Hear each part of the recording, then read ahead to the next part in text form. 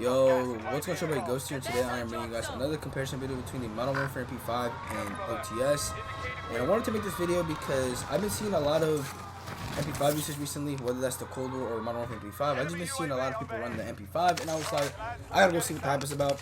And initially, this was supposed to be a Cold War MP5 versus OTS video, but then I used the Cold War MP5, and I was like, yo, this gun isn't really that good. And then when I looked at the stats between both of the MP5s, I was like, yo, low-key, the Modern War MP5 is slightly better. And so I decided to run with it, which was not a mistake because this gun was pretty godly.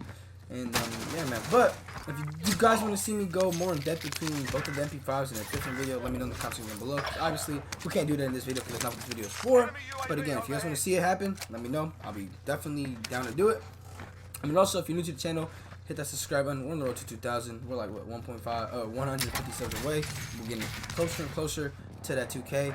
And lastly, if you guys can do me a favor and follow me over at my Twitch channel at alwaysghost_. I would also be greatly appreciated. Just banged out a 5-hour stream today.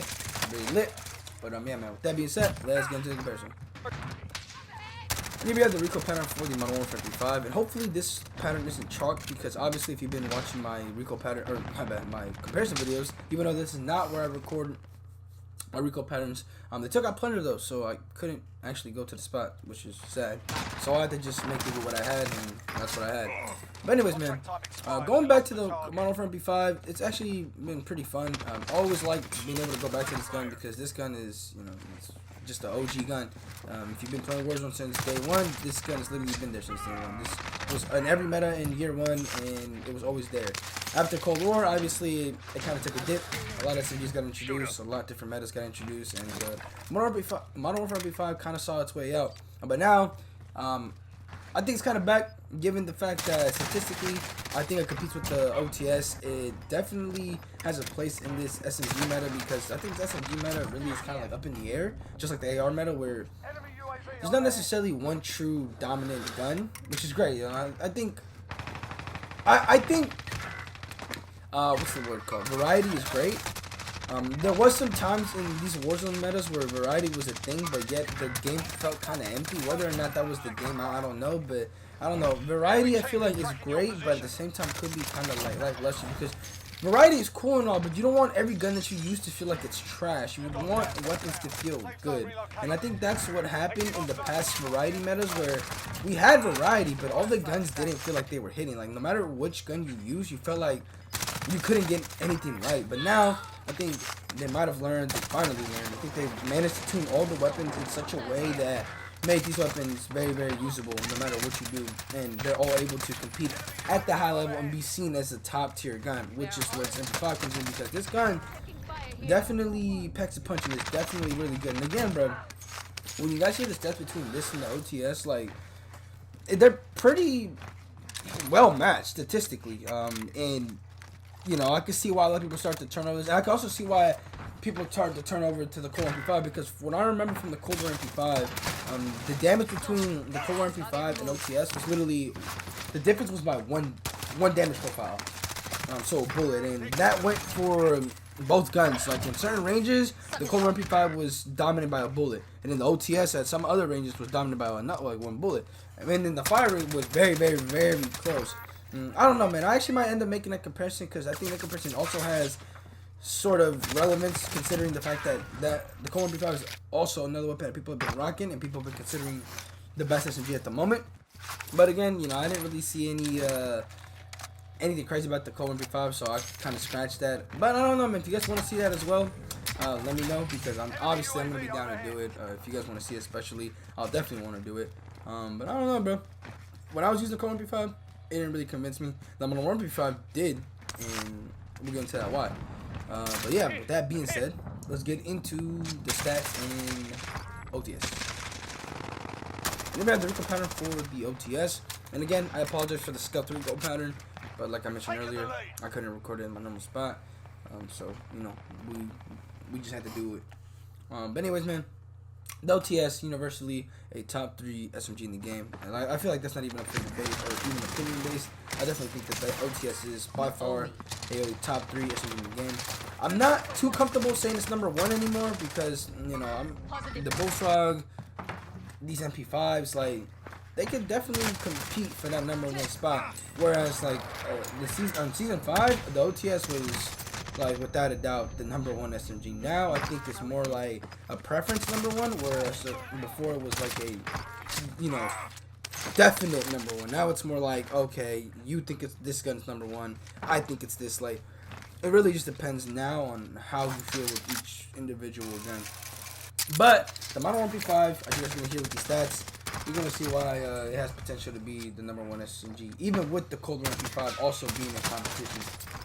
But anyways, for starters, we're gonna go with the fire rate, and if you guys have been watching my videos for like the last month and a half, you should be familiar with this stat. For the OTS, that is, the OTS fire rate is 855 RPM, whereas the MP5 is the 798 RPM, and not too far apart. The Colt MP5 does have a faster fire rate than the Model one, but it doesn't have one faster than the OTS. So again, both of the MP5s, and specifically the Model 1 MP5, has a slightly slower fire rate than the OTS. But what gets interesting is the damage.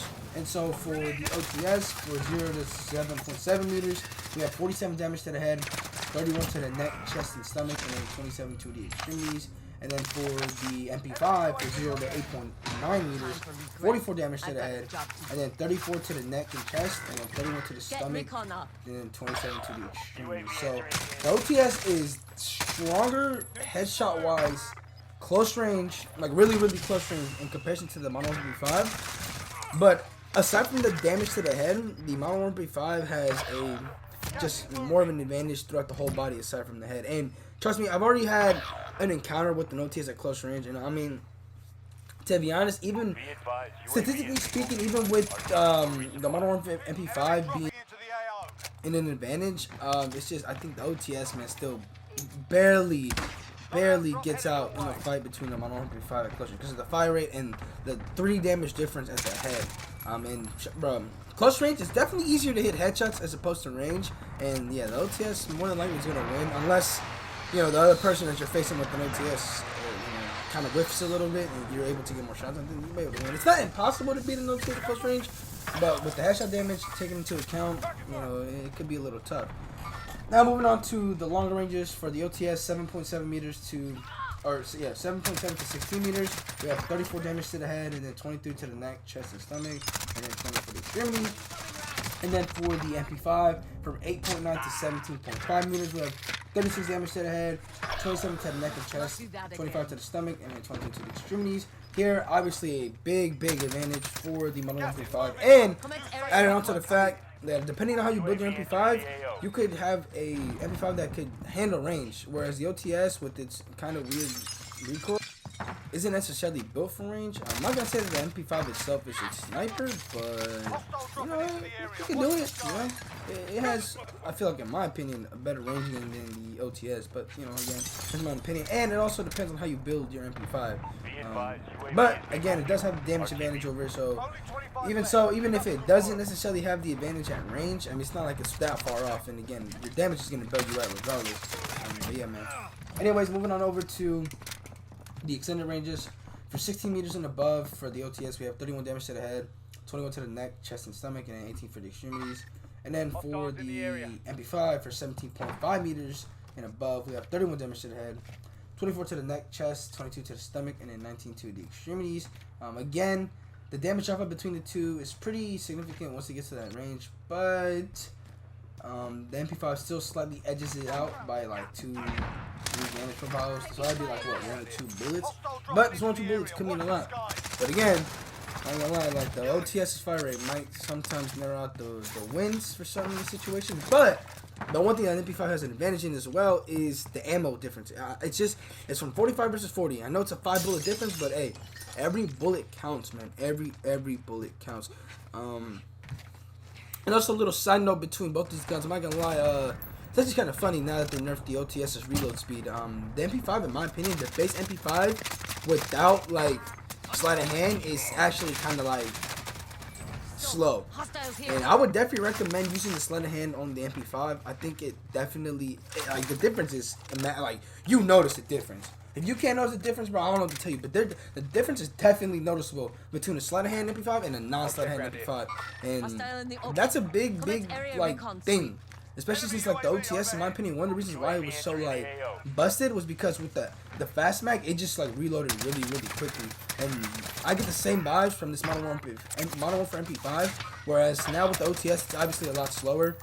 Definitely noticeable in terms of how slow it is now, but it's not like extremely slow. Like, I think if anything, if I was to like have a timer between the two, like the difference wouldn't be like but like just a crazy amount of seconds. Like it would, I think the difference would be slight. I mean, I'm not really sure which one would be faster between the two, but you know, I definitely would recommend the sleight hand on the MP5 because if you don't put it on, it'll for sure be slower than the OTS. This gun base reload is pretty slow. But man, with that being said, let me know what you guys think about the Modern Warfare MP5. Do you guys think it is the #1 SMG at the moment? And yeah, man, thank you guys for watching. See you guys later, and I'm out. Peace.